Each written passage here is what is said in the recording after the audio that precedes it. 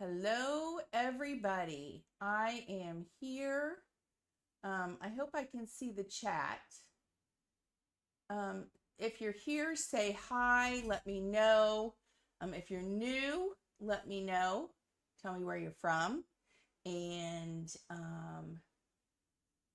we'll wait for some people to come on. Oh, there's Jennifer. And hey, Thelma. Thanks for joining me. So can you hear me okay? Does everything look okay? Hi, Joanne. How are you? How's everybody doing? And there's my Sue Crafter. Ricardo, can you hear everything? Everything looks good? He's giving me a thumbs up. Okay, good. Hi, Donna. Man, everybody's here very quickly. That's awesome. I hope this is not a hot mess because as you can tell, I was throwing this together at the last minute because I've been working all day. I've been on the phone all day. And of course, lo and behold, I go to pull all my supplies and you can tell I have not watercolored since the Nashville Craft Retreat because I could not find my watercolor palette. So let's hope as soon as I start trying to pull brushes that I've actually got some decent brushes to use because I very much, here's my number one thing. You have to have good tools. So let's talk about this first. I did find stuff. So we've got what we need and we've got the good stuff. I just hope I have good brushes. So let's get started. This starts a whole new class series. I have wanted to do this for a long time. I've been talking about it. And I am beginning a series. By the way, I did finish up the what you need to know before you open the next card making kit. And I filmed that video. I have all the cards I will go through those real fast since they're right here on my desk. I have them photographed. I took the video of completing the other 7 I think I needed to do. And so that video will be up soon. And that was that'll be a 3-part series, parts 1 and 2. You can go back and watch. And Donna, it should be in the link. If you go down to the description and click, more, the supplies list is there. And if you're looking for watercoloring supplies and other Amazon supplies, those are my links. If you can't find what you're looking for, let me know and I will be more than happy to get you my Amazon link. I really appreciate you asking me for that. Hi, Laura Stahl. I donate all my affiliate money to charity. And so when you click an affiliate link, if you're new, I do get a small tip from some companies. There are some companies in my supplies list that I do not have affiliates for, but I love the company. I believe in them. I think they're good people, such as the Brush Guys. I don't have an affiliate link there, but Stu at the Brush Guys is fantastic. So here's my first thing. If you're going to go shopping for watercolor brushes and you don't just want to go on Amazon and you want someone to help you find a really decent kind of mid-level watercoloring brush, and Stu has brushes that he can guide you to good ones that are much more inexpensive than maybe the silver black velvet ones that you're going to see me use. There are Zen, which are made overseas. So he is now recommending, I think it's a company called Dynasty, and they're made right here in the United States. And they're very, very easy on your pocketbook. So it's worth giving Stu a call or emailing him and having him help you find some brushes that are much cheaper than the silver black velvet that you're probably going to see me use. Okay, real quick, let's go through these cards and then I'll have the video up and you can watch. I think we created this one together. We created this one together. Here's a new one. You knew I was going to use that balloon with the bow. We created this one together. You saw that one already. Love it. And then here's some others. I did the 12 Days of Christmas, super easy with those chipboard stickers. I think we created this one together too. So I actually did 4 together. Hi, Wendy Jean. Look how pretty this one came out. Love that. This one actually has one of the transparent stickers and really not so hard. These cards are easy to come together. lots of layering for the florals because there were lots of florals in there. I liked the foiling on, see that on some of the paper, some of the flowers, some of the sentiments. It really comes down to layering when you have a kit like this that's mostly paper products. And I used our sketches that we talked about for this one for sure. Love the way that one came out. I never would have done this sketch on my own, but I love the way that one came out. So I was happy to have the sketch. Another one with the Nutcracker. I was really pleased, and believe it or not, these all came together very quickly. I did what, 3 or 4 in our live, and I did the other 7 in like one afternoon. So I have to edit that video and get it up. Joanne ordered the kit and she can't wait to get it. Yay! So, and the nice thing is, Joanne, you saw all the stuff in the kit, and there was enough to make 2 of each of these cards, because there was 2 of everything, the nutcrackers, the sentiments. I think some of the stickers, no, but there was 2 of every item of the ephemera in the kit. So you should be able to make the exact 2 of each card, if not, you know, change something around a little bit. So you can use my 3rd video in that series, you know, copy those sketches if you want. You know, go on my Pinterest board, find the sketches, things like that. Okay, let's get back to watercoloring. I wanted to share that real fast. So let's talk about basic supplies. One thing, and I will tell you, I have always wanted to watercolor. I've never thought I was very good at it.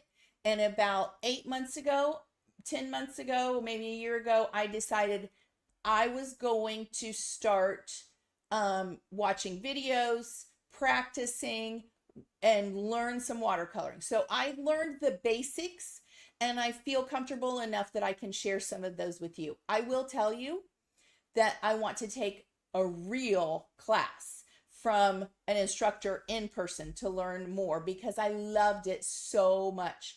I found watercoloring to be frustrating at times, but yet, hi Sharon, how are you?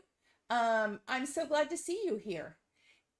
I found it very relaxing, and it was really a way to let go, and it was kind of zen for me. So I really, really enjoyed it. I will tell you, I found that I got much better when I practiced every single day for a small amount of time. And I feel really badly doing this because I have not practiced, like I said, since May. Summer has been nuts, and this might be a hot mess, and I might be embarrassed. So let's hope not. Let's talk about supplies. Number one thing I learned after watching so many professionals and practicing is that you need good supplies. Do not cheap out on cheap watercolor or cheap brushes or cheap paper, because you will get frustrated and it won't be your fault. It will be the supplies fault. So number one rule, if you're going to invest, I can give you some tips on investing less money and not a ton at first. If you came to the Nashville Craft Retreat, we had a whole workshop on watercoloring, and this is just an intro to it. So I'm not going to teach the cards and the actual projects that we did. I'll never do that in normally, at least for a long time, in public, because people paid for that, and those were special projects designed for them. However, this is an intro to watercoloring, so I felt comfortable in doing this in public, and it goes along with this new series that I wanted to start. Okay, so some basics that you need some paper towels. Especially as a beginner, these are very helpful to help you kind of fake it till you make it. Paper towels. You need some, and you don't have to have this. You can use washi tape, but I found washi tape pulls up and doesn't stay down, and you'll get seepage underneath. This is some artist's masking tape. This is on the supplies list. And I like this one because it's not too wide, and I found it really stuck down well. I also got an art board, and I did not put that on the supplies list, and you won't see me use it tonight, A, because I don't think we need it, but also because I can't find it, because, you know, I haven't found it in my supplies. So, good watercolor paper. Now, there's all kinds. There's Fabriano. I've used that. That's good. I like the Arches. It is not cheap, but I know it's not the most expensive out there, but it's good. And I like the cold press. You'll have hot press, you have cold press paper. I can't really tell you the difference, but I do know I've used them both, and I prefer the cold press. I believe there's like a different kind of tooth on them. And when you pull paper out of the pad, you can't see it on camera, but one side has a little bit more texture and grain to it. And as you start watercoloring more, you won't be as afraid to use this. I actually like this now more, whereas in the beginning, I would tend to use the more smooth side. And we call when it's rougher, it's got more tooth to it. Tooth is important when you color, like with colored pencils and oil pastels and things like that. I find that now that I know a little bit more and I'm more comfortable, I actually like the toothier side, because you can get texture in your watercoloring, and we'll talk about that later. But Arches Cold Press, it's got the green cover. This is on the supplies list. You can get this a lot of places. I have links for Dick Blick, and I do have Joggles. I didn't put it on there because Blick and Amazon are two easy places to get it. Another good place to get it is go to Michael's or Hobby Lobby, and especially at Michael's when you have a 50, they have sales all the time. When you have a coupon, go buy things like this there in their art department. Good time to buy when you can buy one, get one. Okay. So, and you do need to practice a lot. So you're going to go through a lot of paper, but seriously, if you are seriously practicing, use good paper. It's worth it. Okay. However, let me say, there are some projects, especially in card making, like I do mostly, that you will find you can get by with cheaper paper. And this is, I don't have the cover, but this is Canson watercolor paper. I think it's got a blue cover on it, and it's called like XL, and I do believe it's cold press also. It's a cheaper watercolor paper, but there are a lot of things that I can use this for and actually think it works very well. You'll even feel it. It feels a little bit flimsier than the Arches. The Arches is definitely, it's 140 pound. I don't know what the Canson is. It feels flimsier, but I use this. You'll see me use this in the private link when we do our redo our pink and Maine projects. And you'll see me use this today too, because it's got a time and a place. So use your cheap paper when you can. I'm all for that. Okay. I do not recommend, you'll see me use Strathmore Bristol smooth mixed media paper for a lot of things.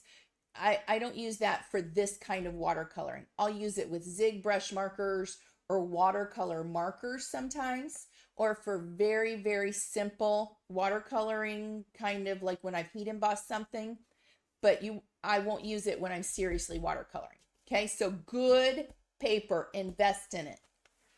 The next thing is investing in good watercolor paints.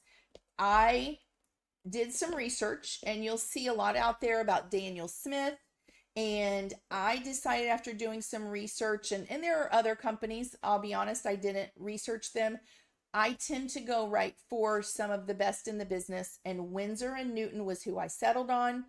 I can only give you my opinion on these. And I would highly recommend the, look on the bottle, professional, or on the tube, professional watercolor paints. Professional. There are other ones. There's one that starts with a C from Winsor & Newton. I can't remember. Camden or something like that. I might be wrong. Those are not the professional. Okay. They're not as good a quality.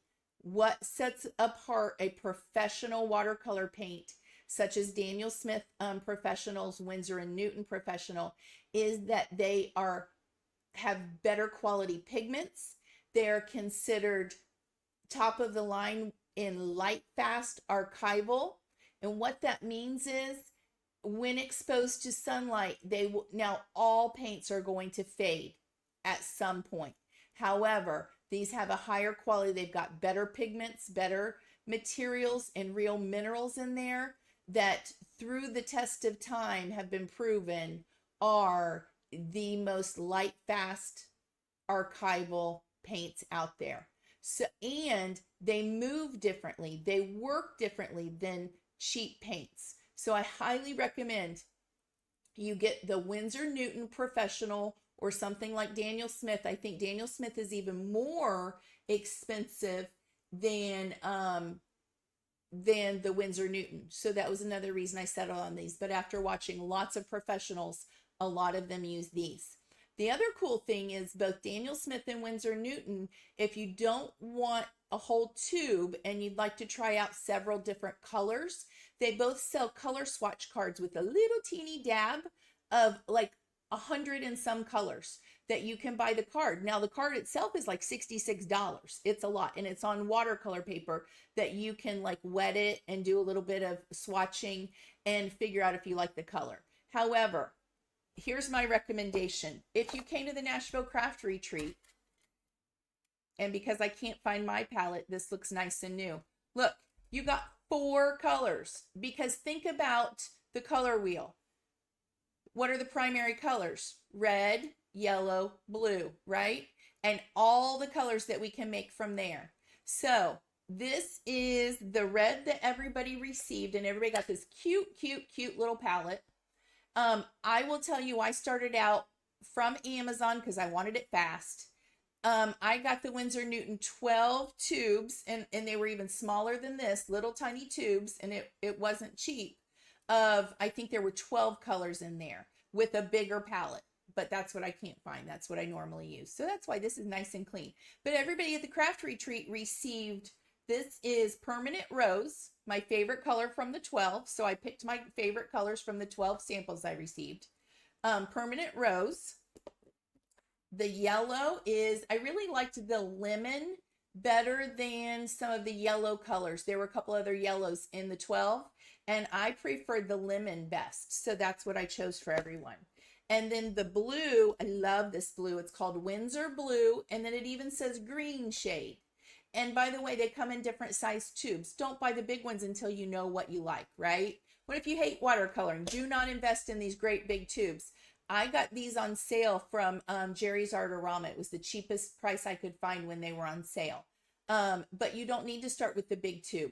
I think on sale, a big tube may have been $20 some, but they're normally a lot more than that. And then, so everybody got rose, lemon, Winsor Blue, and then I like starting out with a good brown. Did not like burnt umber, but I loved burnt sienna. It's an easy way to get started with some browns. And everybody got those 4 colors, and we made every color we wanted just from these 4. If you want some greens, we did get some green for the Bible journaling class, and this was called Permanent Sap Green. And this is a good size to start out with. It's a 14 mil. You can even get a 5 mil, which is much smaller. And that's what I think I got in my sample from Amazon, was the 5 mil. But 14 mil is good. I forget what this was on sale. Okay. I know, Laura, I love it too. Okay. So the thing is, with these primary colors, remember, we can make orange, we can make purple, we can make green, and we can make any other color we want in the color wheel, pretty much with these. I do have, you may have seen Payne's Gray. Payne's Gray has a time and a place, and I like mixing it for my Galaxy watercolor pictures. I mix blue in with it to make it more of a deep, dark, like dramatic color. I wouldn't, if you're going to go out and buy some and you're on a budget, I wouldn't buy Payne's Gray at first. And I might even buy more of a black color. So don't go out and buy this. I wouldn't recommend it until you're much more into the process. But a lot of people love Payne's Gray. You'll see this in a lot of things. I would probably buy some other colors to add to my collection that didn't even come in the 12 that I received, if I were buying them now. So what happens is, and then you probably need a palette. Can you use one of those boards like you saw Bob Ross? That's more for oil painting, but they have bigger palettes as long as there's wells, and you can mix your own colors. And this is cool because it's got a magnet behind it, and these little half pans, they're called a half pan, will pop out, and you can pop them back in. The thing is, you can keep refilling and refilling your colors. That's why you have the tubes. And then you put it in here, and these are all dry. But even the little cakes that you can buy that are dry, like you can buy Winsor and Newton half pan cakes in a little thing. It's the same as these. It's still the same quality. It's dried out, and all you do is you add water as you want to use it. And then even with these came out of the tubes and they're all dry because we did it back in May. You just add water and reconstitute it, and then it will dry back out again. And that's what a good watercolor paint will just keep drying, and then you just add water to it, and it just keeps working over and over. So don't get concerned that it dries out. And I started out like the rainbow so that I have room that I can add more colors. Okay. So I might even add, you know, some green in here, but I want you to understand you don't have to start out with a whole bunch of expensive tubes. Start out with the primary colors and mix your own.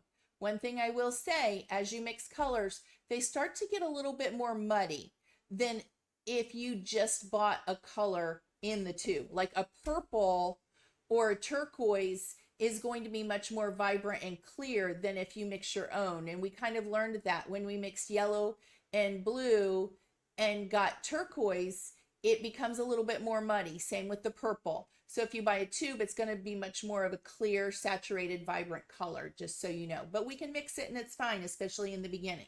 Okay, so you need a palette. You need your paint, your very good quality professional paints. You need good quality watercolor paper. It helps to invest in some of the artist masking tape. You need your paper towels. You need just jars for your water. And you need two. You need your dirty water. This is going to be dirty water. It's your number one rinse for your brush. And then this is your clean rinse. Okay, so you clean it here first, and then this is your final rinse. And that keeps your brushes and your paints clean and you don't muddy everything. Okay, so just jars for water. Does the pigment lighten as you continue to add water to just one primary color? Yes, because that's why it's called watercoloring, Sharon, and we're going to talk about that in a minute. You're diluting it, right? So the more water you add, the more it kind of becomes transparent. And we're going to talk about that. That's part of beginning series tonight, so we'll get there. Paints, water, and I even like to use, now normally I use a pipette to put some water in my pan, but you know, who knows where my pipette is. So I'm just going to use a water bottle to add some water to it. Or you can use your paintbrush. You don't have to have it, but I like my pipette. I really do, because then you're measuring the same amount of water.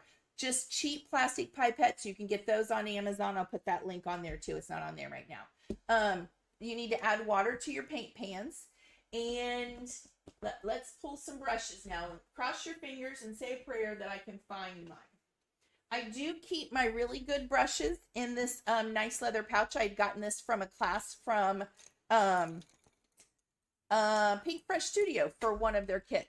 And my favorite brushes are my silver black velvets. And these are not cheap. I know they're probably not top of the line of like a professional watercolorist might use. I don't know. But they're very good, and for right now they're the best that I need. If I were going to recommend,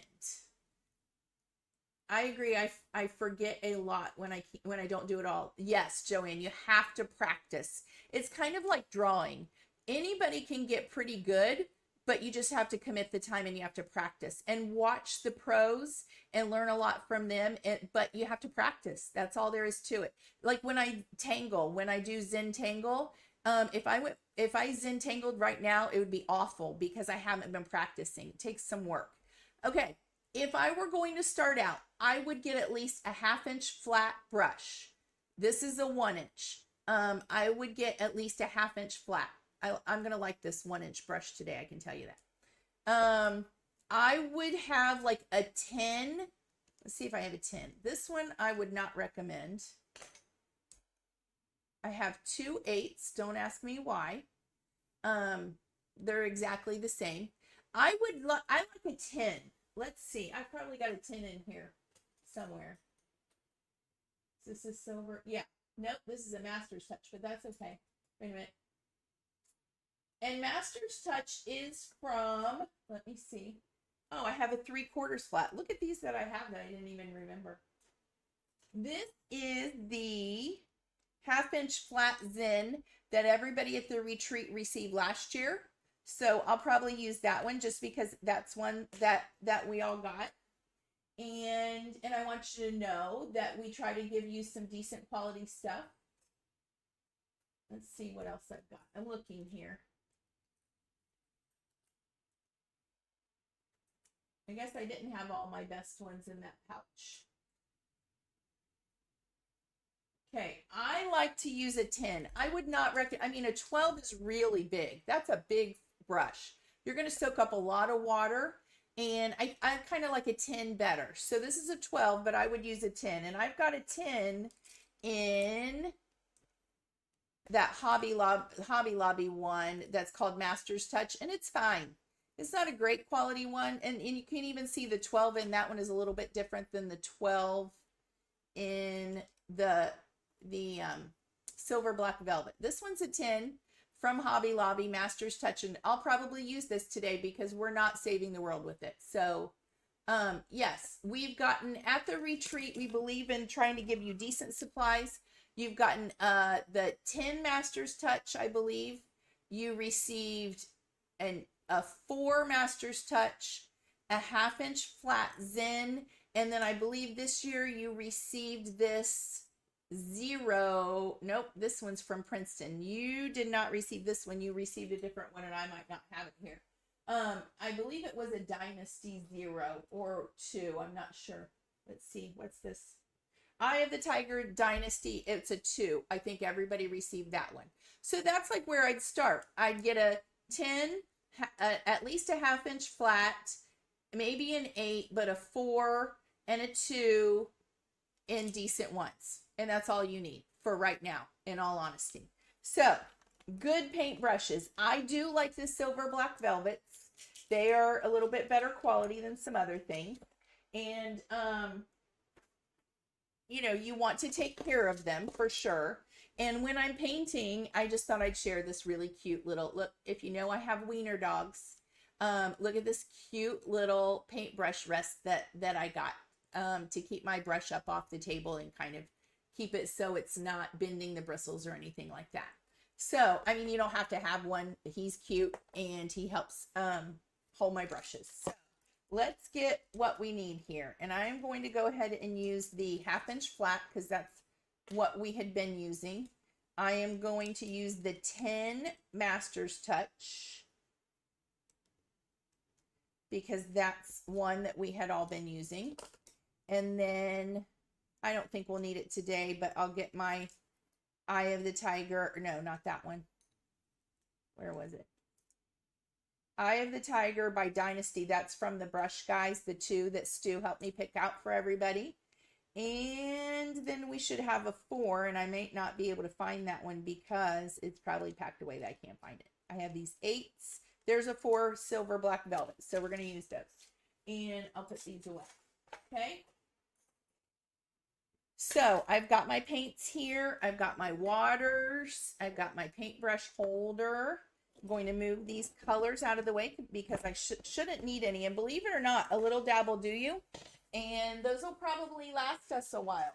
I start getting heavy-handed, and I do use quite a bit because we're going to, if you're going to paint along with me tonight, let's start out with some arches, the cold press, and we're going to trim it down, and let's make some, I'm going to make some different size cards here.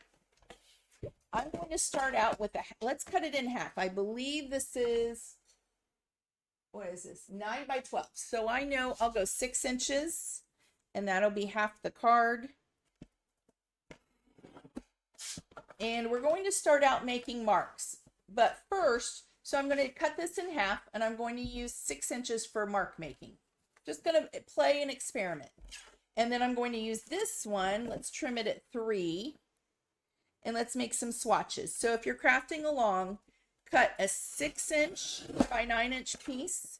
And then if this is 9 inches here, let's cut 3 3-inch cards. I don't think they need to be that big, but it's okay, right?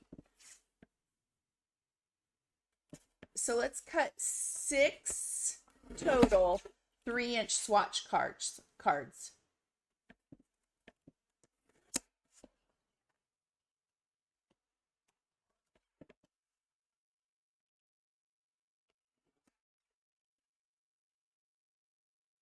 And if we need more, we'll make more. Maybe we might need more. We'll see. Okay. Okay, so I've got my Arches watercolor. And remember, one side is a little bit more smooth. One side has more tooth. Okay, so you decide what you want to do. I don't know how, but some of my cards are not exactly the same. That's fine.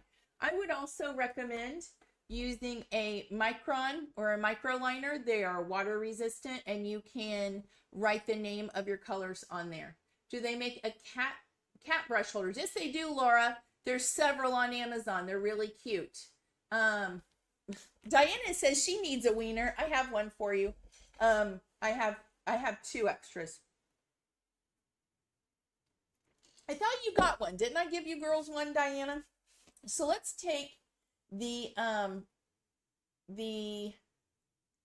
6-inch card here. We're going to begin by putting some water in the colors we've got in here. And I'm just doing like a couple of squirts. I can add more water if I need it. Okay. So we need to let that kind of soften up. Going to make sure my brush is rinsed. I have my dirty water jar, and then I have my clean water jar, and I have my wiener right here off to the side. No, Diana, I gave these to you guys the night before we went to the retreat, like on Tuesday night. So I thought I gave you all one, but I have an extra one if you need one. Then I'm going to take it to my clean water, and I'm just going to kind of mix in that water into some of my paints. Okay. So I'm going to soften the yellow. Even though I'm not going to start with yellow just because I want y'all to see it, what I'm doing a little bit. We're going to start out kind of like, don't start out thinking you're going to paint the Mona Lisa. This is like kindergarten. And you know, I used to be a teacher, and the way we would introduce a topic, if we could, if it was something we could do this, we would start out with experimentation. Just give the kids the supplies or whatever you're doing. And what do they observe? What do they see? You know, use their senses, play with it. And you'd be amazed at how much a child, but also an adult, picks up from just taking the time to experiment and observe. Now, dirty water for the first rinse.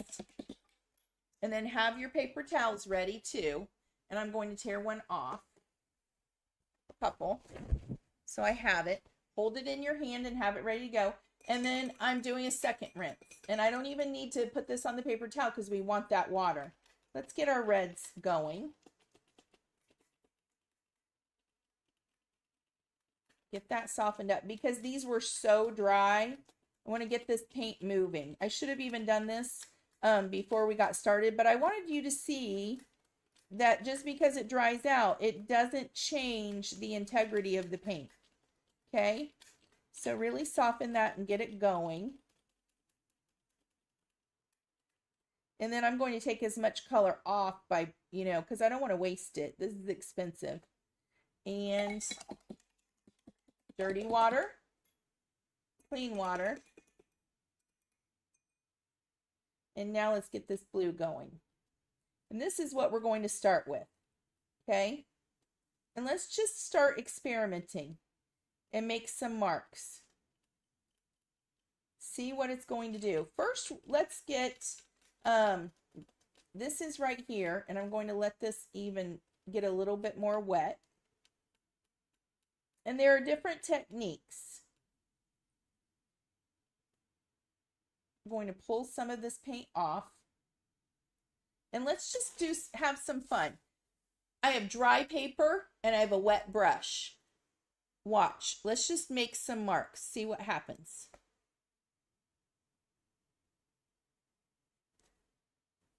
Okay. Dry paper, wet brush. And as I brushed along, look what happens. See why this tooth gets really cool? And as I lose pigment on my brush, you can see more of that texture. How cool is that? Right? Let's add some more water. I'm going to put some water here on the side of my palette. Still dry paper. I'm diluting my paint here. Okay. Let's see what happens now. And I'm just going to take a little bit of the color off, brush the side. Let's do the same mark.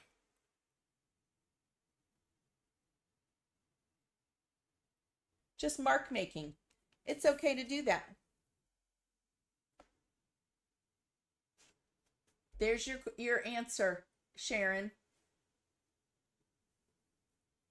Lots of paint on my brush, diluted. And then look, isn't that cool? That's where the tooth comes into play. And as you become better and better, you start to play with that, having dry paper and that texture that the tooth gives you, right?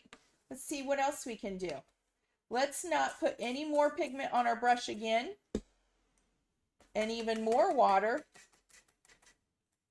See the difference in these two? Take a little bit off.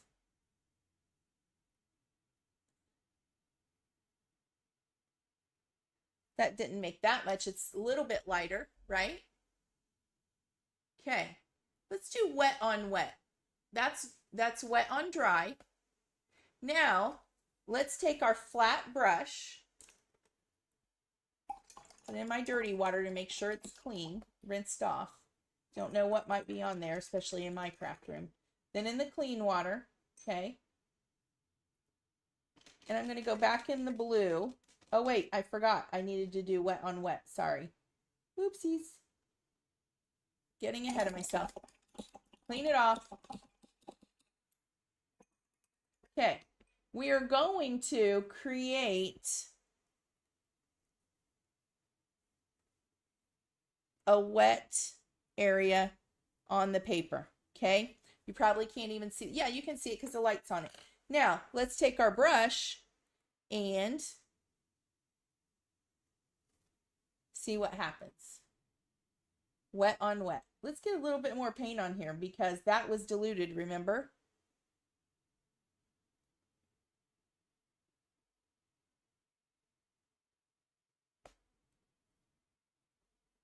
And it moves. What if we go back in with a little bit more water here and move it down even more?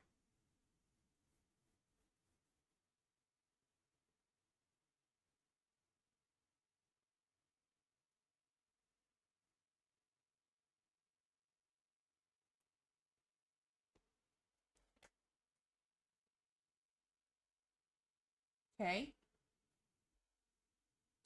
Now, you'll see it move. And here's another trick. The more you mess with it, the more it's going to muck it up. There's a fine line between going. Now, if I went back in here with more water, I would want to take it all the way down because if I just went up here, it changes the integrity of it, right?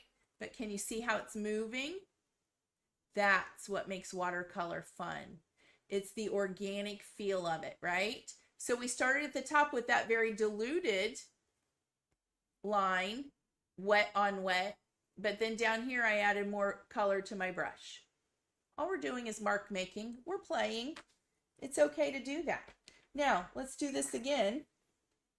Not taking much water off. I'm going to do a line across here. And you begin to even learn how much water you want on your paper and how much you don't. Now, I added some paint to the flat edge of my brush. I don't know if you can see it where that line is. Look.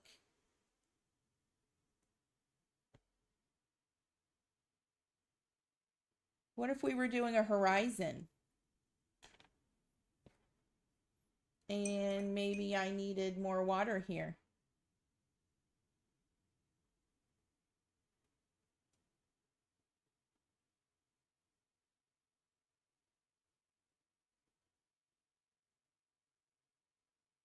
And the more you wet this and bring it down, it's going to dilute that.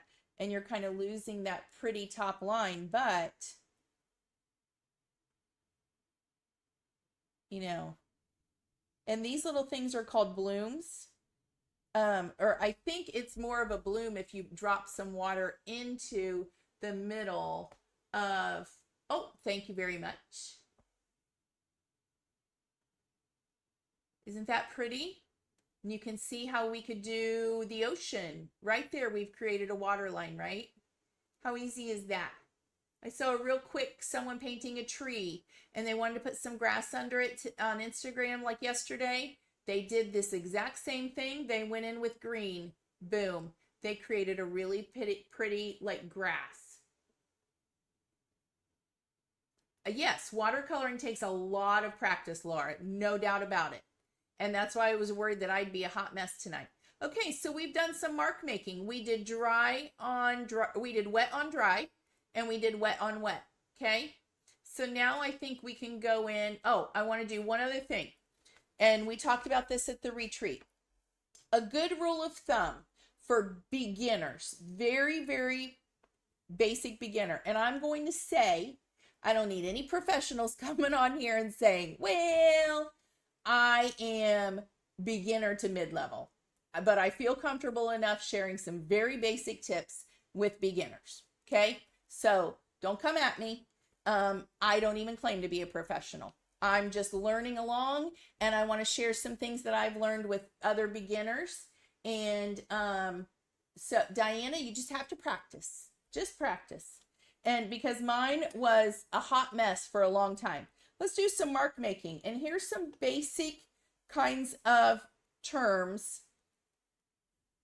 to kind of get us started. Okay. So if we start out with a lot of pigment, a lot of paint on our brush.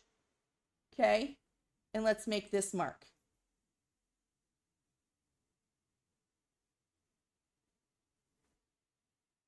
And I can even get some more. Because let's say we want this is even still watered down. You could take almost right out of the tube. There we go. That's some thick stuff right there. See that? A lot of paint, very, very saturated, not a lot of water, very thick. It's kind of like cream, right?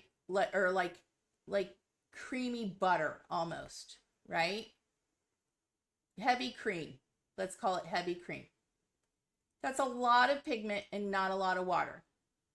So that's a way you can like think of it. If you want a lot of color, you want it pretty opaque, not a lot of water in there. Think about it in terms of that. You want heavy, thick, creamy, almost butter, right? Now, you can add a little bit of water.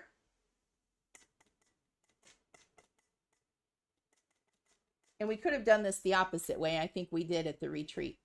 And now we've kind of got like, I don't know what you'd call this. Kind of creamy, milky. There's milk. Pretty opaque, but not like the heavy cream butter, right? Now we've kind of got milk, still opaque.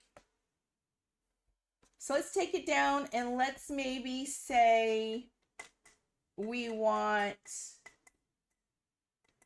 coffee. Or maybe creamy coffee. Maybe that's what we want. Creamy coffee. Not that. That would be more like coffee, I think. Let's add a little bit more color. You know, and I'm not saying, we're not going to have a test and say, okay, can you get creamy coffee? But you can visualize what I mean, right? Once we've done this experiment, you can kind of visualize it. It's just a form of reference, right? Okay, so now let's say we want coffee. Coffee is somewhat transparent, but has a lot of pigment to it, right? So I'm okay with that being coffee. But if we want tea, tea is pretty transparent, right? Not that much color to it. Sometimes it's darker, sometimes it's lighter. Don't get caught up in the weeds.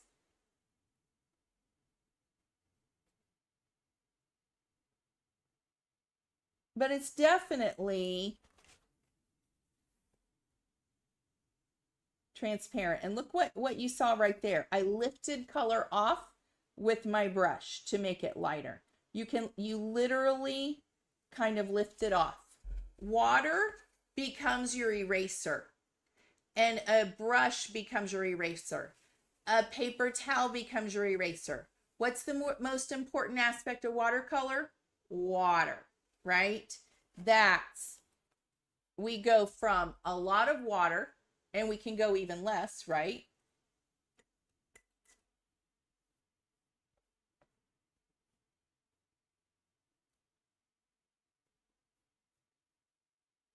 I mean, we could dilute that all the way down. So we go from a lot of water to a very weak tea to tea because it's still transparent, some color in it. We go to coffee, still transparent, but still quite a bit of color in there, to maybe coffee with cream, definitely becoming more opaque, not as transparent, to milk, very little transparency in there, but very vibrant color, to like heavy cream or almost butter. That is solid color, not a lot of water in that, right? It's all about the water. Oh, there's a bloom. That's a bloom. When you drop water into wet watercolor and the water literally starts to push it out, that's called a bloom. And that's a mistake most of the time you don't want. But this is a representation of, to give you a visual on what water does in your colors. And if you need to note that, this would be a place where you would use your micron and you would write like heavy cream. Very basic beginning watercolor kind of terms. What do we say? This was milk. This is creamy coffee.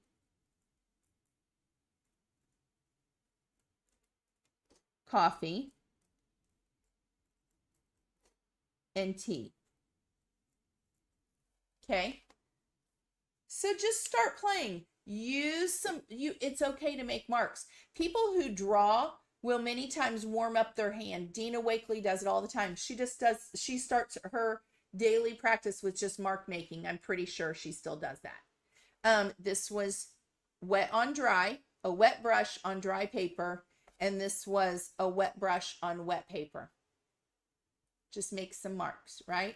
The other thing to do is to just see how your brushes work. And we did that with our flat brush, and then we just used the edge to see what kind of a mark we could make. You could take your other size brushes and just play. What kind of a mark can I make? Right?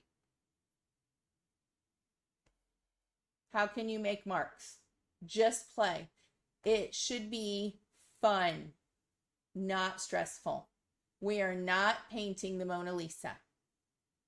Okay, so there's that. Let's go ahead and use our swatch cards, because you should swatch your paints to know what colors you're going to get. So this was a swatch card I made with all the colors from my my palette and all the colors that came with that initial Winsor Newton set. I did that with this. We can do it right here, and we're going to practice our mark making at the same time that we're swatching our colors out. So I'm going to start with, and I don't know if you can tell, but my paint's getting very dry. So I'm going to add a little bit, but you always want to start your swatch with like a dark color and then see how it moves into a lighter color. So I'm just going to put that thick color down, and then I might go in, and everybody does this a little bit differently, and I'm sure there might be some pros who would tell me I'm doing it wrong, but I like to take my, I'm not touching that, but I will now put a wet box and maybe add some water and then start going down. And I'll go up and re-wet this a little bit.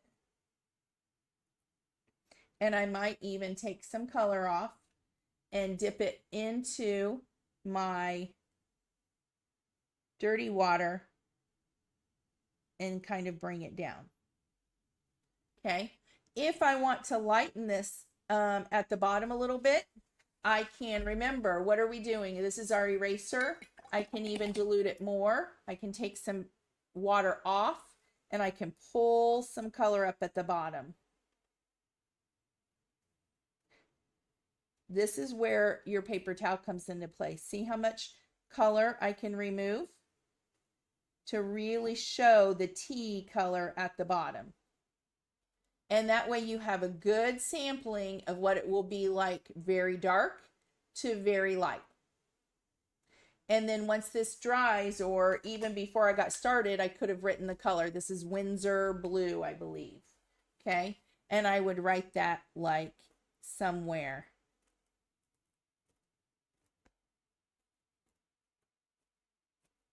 I would punch a hole in this and put it on a ring. Okay. So let's swatch out. Is anybody painting along with me? I love that. Now, I'm going to clean this off. Dirty water. Clean water. And I'm not going to take any water off my brush because I know I need it in my paint. Now let's do this rose, Windsor Rose. Start off with a very dark color.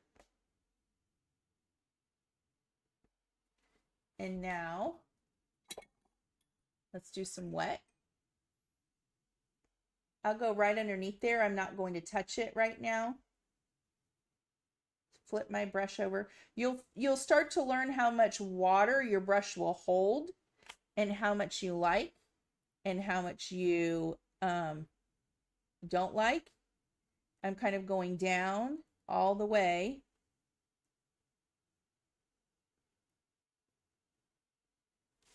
Going to, oops, I went in my clean water. Sometimes you forget. See how that's my magic eraser? Look at that. I can really remove a lot of color.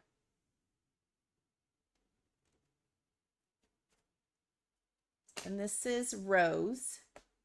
Permanent Rose is what it's called.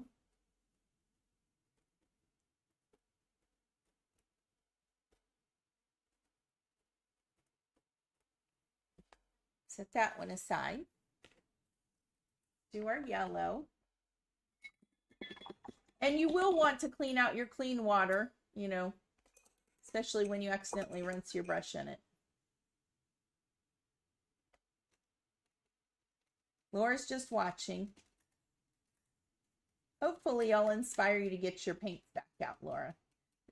I always get excited when I get back to painting. Now I got some blue in there, so it's not my pure yellow, that's for sure. Because of my clean water became dirty water.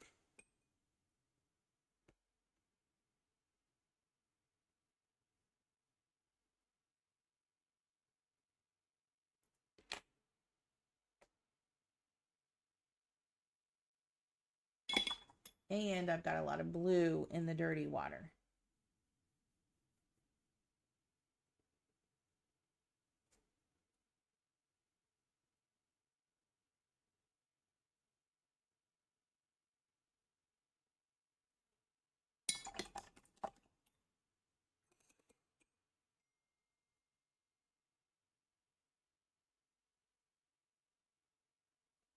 Okay. And this is Lemon. Windsor Lemon.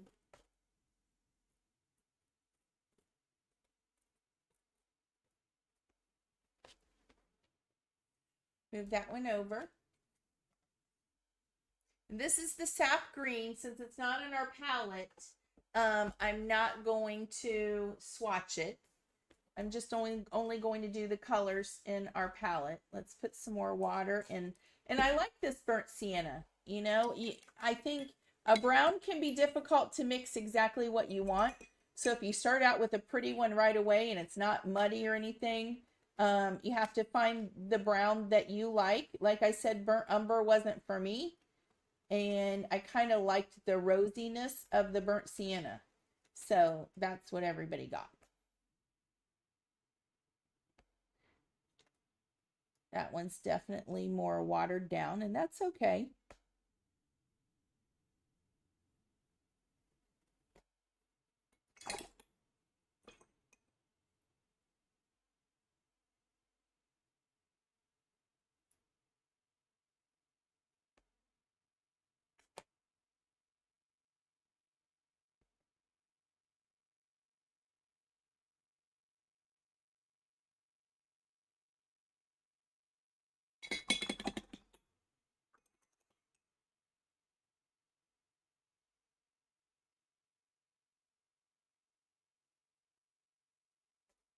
Changed my water so much at the retreat because I kept putting my dirty. Yep, that happens. You saw me do it. There, that's a good example of tea, right? Coffee to tea. Just like that.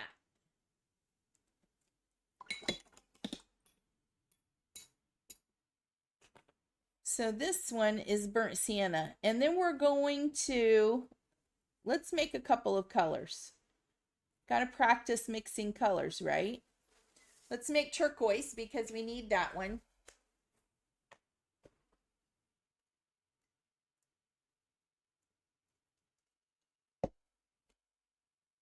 Let's mix.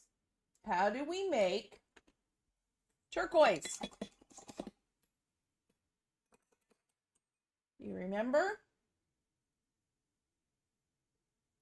8:10, nothing was here, so I assume that you were not going live. I was here, Bonnie. I was a couple minutes late, but at 8:10, I was live. 8:10 your time, I was live. 7:10 my time, I was live.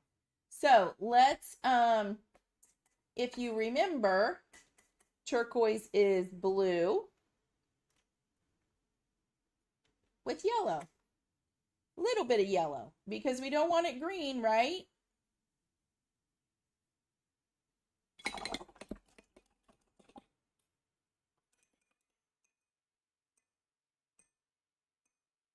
If you are here and you have not registered for your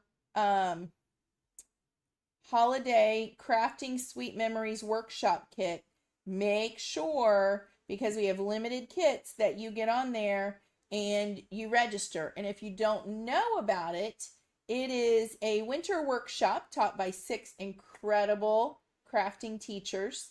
And the kit is valued at over $350 value, and it might be up to over $400 because I keep adding stuff to it. So we've got blue with a little bit of yellow, and this might be too green. We're going to have to see. I might add some more blue here. It's limited supplies, and there are several things in it. It's just so stinking cute. I can't stand it. There are several supplies in it, and this is definitely more of a green turquoise. Let's add some more blue. I like more of a blue turquoise. And there are several things in it that will be exclusive and not sold in the online store in 2025. The gingerbread couple, the frosted stitched cake, the peppermint dies, and it seems like there was something else that will be exclusive. Oh, and then the 3 sizes of bows that are in the kit will not be available in the online store for the rest of the year. The only place you'll be able to get those things, oh, and the peppermint dies will only be available in the holiday kit. So you have to register for the either the virtual classes, which is $199, and you get the over $350 kit. So many good things in there, I can't even begin to tell you. And or you can join us in person at a retreat workshop crop for 3 days, November 7th, 8th, and 9th in the beautiful countryside at Henry Horton State Lodge here in Tennessee. And we are going to have 4 additional classes in person And then you also get a seat at the crop. So after classes, 24 hours a day, you can craft in the lodge at your permanent seat. And if you sign up for the in-person, which is $174 plus $100 for the seat, you get to participate in the online virtual event. Your kit is sent to you. You can do all 6 of those classes in October for the virtual event, 24th, 25th, 26th, taught by the 6 teachers, 18 projects. You also then get to come to the in-person retreat if you register for that and have 4 more classes. So you get a total of 10 classes. So isn't that fantastic? So we would love for everybody to join us. The kit will be fantastic, and many, many things in the kit will not be available for purchase individually in the online store in 2025. So you have to get the kit if you want those things. So how pretty is this turquoise? Look, oh my goodness. Mainly blue, a little bit of yellow. Let's make some purple with our last card, okay? So thank you to everybody who's already registered. I know Bonnie has, and I believe Laura has, and Diana, and Joanne. Who else? I'm not sure. Sharon, did you? I'm not sure if Sharon registered or not.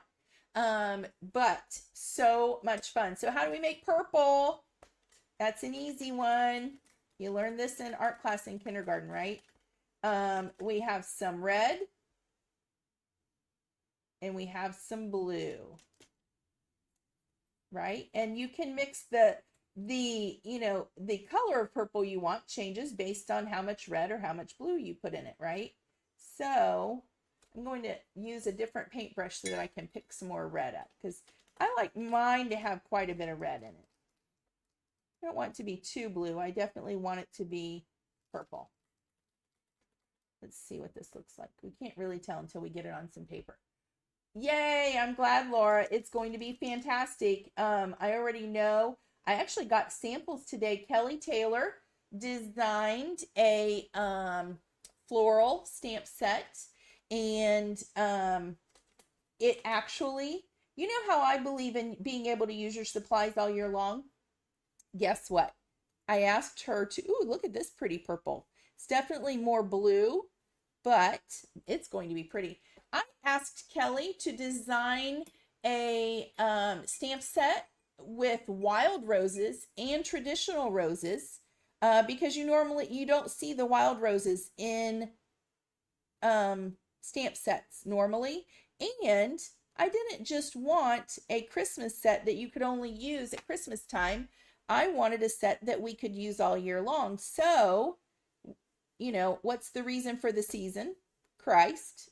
Christmas begins with Christ, and it's his birthday. So what's really fun is that the floral stamp set that Kelly designed for us is actually a birthday set. So it's using the holiday flowers that are also in the paper pack. That's where she got the inspiration for the flowers. But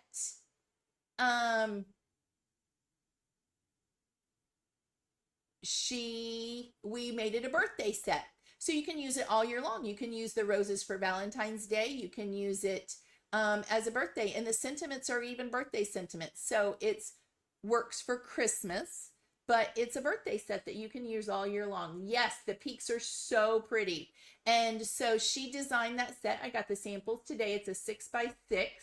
And it's a birthday set, and it's going to have coordinating dies in the kit and layered stencils with it, coloring stencils. So if you don't want to use like Copics or something like that, you can use the coloring stencils. So fun. I do not have the stencils or the dies yet, but I got the samples of the stamps just today, right before we went live.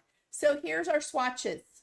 And we used the wet on dry to wet on wet at the bottom to get the tea color. And we mixed blue and yellow to get this beautiful turquoise color. Red and blue. See how this is blooming because I added so much more water to the bottom, but that's okay. And we created this beautiful purple. I don't think I've made a purple that pretty before. And then these were the colors, the blue, rose, lemon, and burnt sienna from our palette. Okay, so we talked about the important supplies tonight. I know Bonnie is going to be so good. I mean, like, it's so pretty, I have to tell you. I might have to show that. I might have to give you a little sneak of it since it just came in. Because, you know, I'm all about like sharing and getting you all excited about it. So we practiced wet on dry, wet on wet techniques. We created the different saturations of color. We did heavy cream to butter. We did milk consistency, like cream in your coffee, and then tea. And then we even diluted it even more, especially because Sharon had asked that question. Can come out to be very diluted to almost nothing, right? Just depends on how much water you add to it. Then we used that to make our samples, and we swatched out we swatched with our colors. Okay, so there's your very beginning intro. It's already 8:10, so I like to stay to like an hour. I will probably do one more that is public for beginning watercolor, and we'll make some backgrounds, and I'll show you some techniques, and then we'll take those things and we'll apply it privately. We'll do the actual class from the workshop where we create the projects that we did at the retreat with the Pink and Main products, and that will be a private link. But we'll have a part 2 for the 101 beginning watercolor series, and in that one we'll create some backgrounds and do some interesting techniques that you can apply to a lot of your card making and to just painting in general. Super easy techniques to get us started. Okay, so stay tuned for part 2. And I'm not sure when that'll be. Maybe it'll even be in the next couple days while I have everything out. And now I'm all excited about watercoloring again. I tell you what, let me go get this. I'm going to move these over. And I do have another thing that I got. It's the Art Deco Christmas tree stamp. We have a coordinating, it's a background stamp with, and now normally I would set this aside and I let this dry, because you can reconstitute it with water and use it all over again, especially this beautiful turquoise. So I'm not going to close this up because I don't want it to run all together. I'm going to set it aside to dry and make sure that my brushes are rinsed so that we take care of our brushes, dirty and clean. And then I dry them off and I kind of roll it. I still leave a lot of water in there, but I'm going to rest it on my wiener dog. I'm going to rinse these other ones.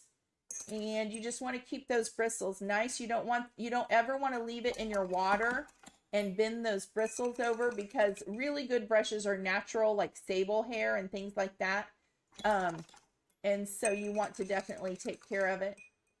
Rinse all the paint out, and then I kind of twist it and get those bristles to make that nice, beautiful point and dry perfectly like that. Oh yes, Ricardo's on here. Hi, Ricardo. He's probably checking to see if I'm almost done, because normally I try to keep it to, and then this flat one, I just go straight like this. And we're going to do that. And close up my pen. Oh, and by the way, Bonnie, I did get that acrylic holder for my mini blenders. So I'm trying it out to see if I like it. Bonnie was looking for a brush holder for me for my Altenew mini blenders. And so far, I like it, Bonnie. And there's lots of room for other ones. So I've got lots and lots of room on there. Give me just a second.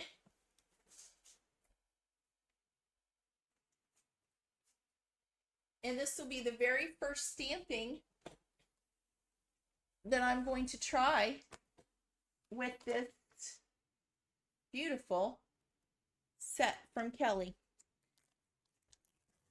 Let's see. We've got some really pretty sentiments. This is just a sample, so let's hope it works just fine. We've got sentiments that say, let's see it. Let's celebrate you today. Isn't that a pretty font? I love it.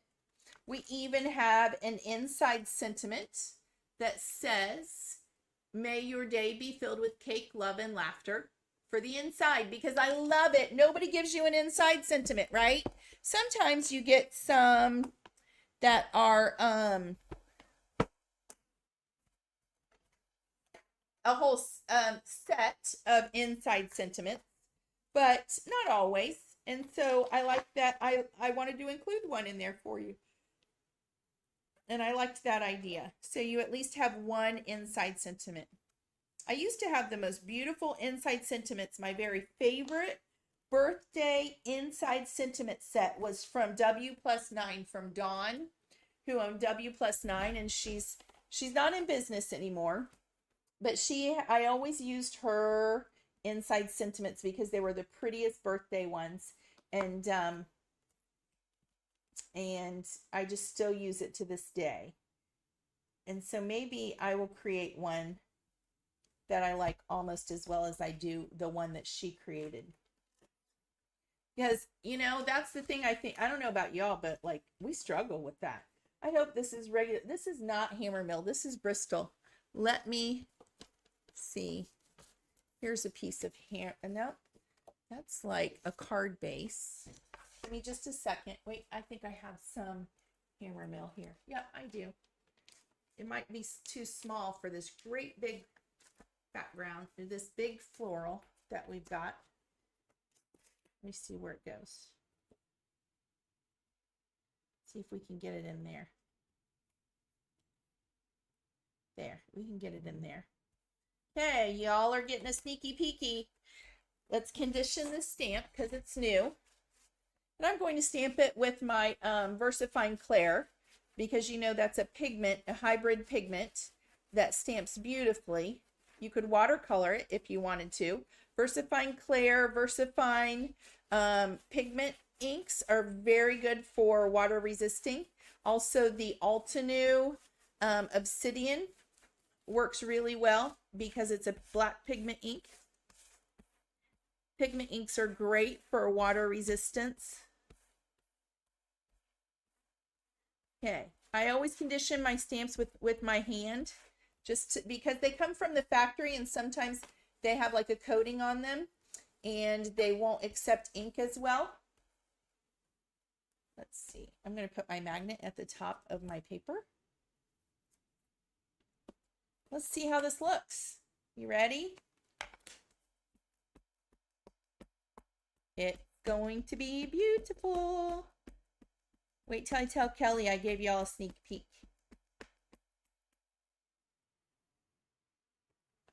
I think I got some areas. I got a lot more ink than others. I think I have a very juicy ink pad. Ready? How pretty that is. Oops. That was my phone. So this set, like I said, I really wanted to do a paper pack kind of with florals, but holiday florals, and not the kinds of florals that you might always think of, because we all love poinsettias, but we overdo it at Christmas, right? We all have poinsettias. And so I wanted to do something that was a little bit non-traditional. So we talked about doing these wild roses with traditional roses and make a beautiful, and making sure I get everything so we get a good impression this first time. Look how pretty. Isn't that going to be pretty? So this is a wild rose that's also in the paper, like this kind of wild roses in the paper pack. Then you've got the traditional regular roses. And then we didn't even want to add in a bunch of holiday greenery because we have a lot of that. Isn't it gorgeous? So we added berries, but we also have greenery that, you know, you can use this all year round. Isn't that beautiful? Kelly designed that just for us. It's a Kelly Taylor stamp set. Thank you, Kelly Taylor. You are an amazing artist.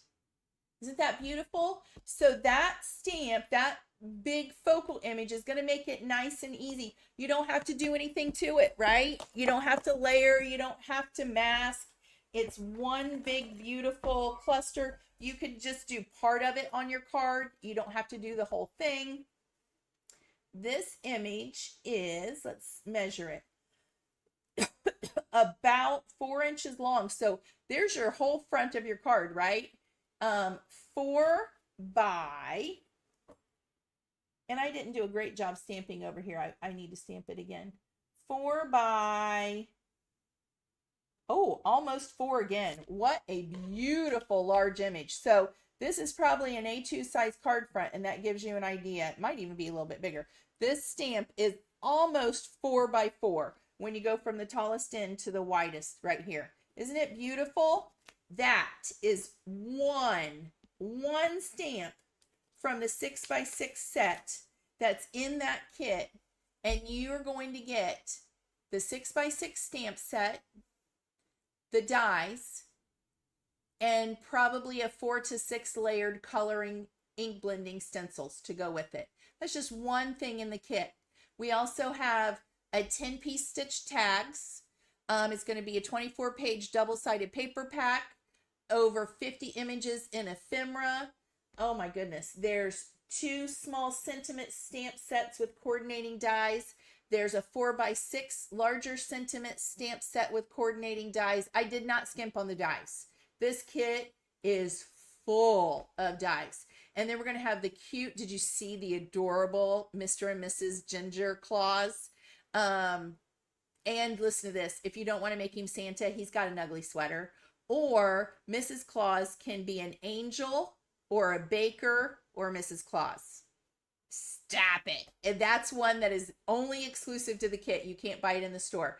I have 2 sizes of wrapped peppermints that have stitching details. So cute. A frosted cake that has stitching details and even little sprinkles you can add. Those are exclusive to the kit. You get 3 sizes of bow dies. There's a bigger one, a medium one, and a little one. And the big one is like, I think 6 pieces. And those are exclusive to the kit also. Oh my goodness. The Art Deco Christmas tree stamp, background stamp, the coordinating background die, and 4-piece layered coloring stencils. Oh my goodness. It just goes on and on and on. You're going to get 8 pieces of coordinating colored cardstock. You get 6 envelopes. You get the custom, who saw my Working with Wow exclusive custom Crystal Kisses embossing powder. It's going to be beautiful on that background stamp. I know it. And 2 embellishment mixes that are gorgeous. And now I think I'm adding a 3rd one. Don't tell anybody, because you know I can't stop myself. Because you need the little sprinkles for the Mrs. Claus's frosted hair if she's baking, and for that frosted cake. There's just so much in there. I can't even, like, I just keep adding to it because I'm so excited. So that's the kit, and I'm so very, very excited for it. And I'm so glad that you love. I can't wait to tell Kelly. I love this stamp set already, and we haven't even done anything to it. It's just fantastic. So happy birthday to Jesus. It's a birthday set, and you get 3 other images. You get 2 more of the wild roses, the another red rose, let's celebrate you today, birthday wishes, and then you get this happy birthday. Aren't those pretty fonts? I love the fonts. And then you get the inside sentiment, because you know me, I like to think about all the ways you want to use it. I know Ricardo loves the Art Deco Christmas trees. Like, he helped me pick those out, and he loved them right away, and they are everything. So, okay, everybody, I'm running to Sharon. Thanks for joining me. I hope you love this. Please let me know if you're watercoloring, and if you have any questions, leave a comment and I will definitely try to answer it. And let me know how you like this new series. Don't forget to give me a like. And if you don't follow, make sure you follow me and click that notification button, subscribe and hit the notification button and leave me a comment. and let me know how you're doing watercoloring. And if you like this new idea for this series, I'm loving it. We're going to do all kinds of stuff. Back to the basics. Okay, everybody. I will probably be live again in a couple of days, I'm guessing. Have a great night. Thanks for joining me. And don't forget to go register for the virtual and in-person retreats. The kit is epic. Laura's right. I'll see you later. Thanks for joining me. Bye-bye, everybody.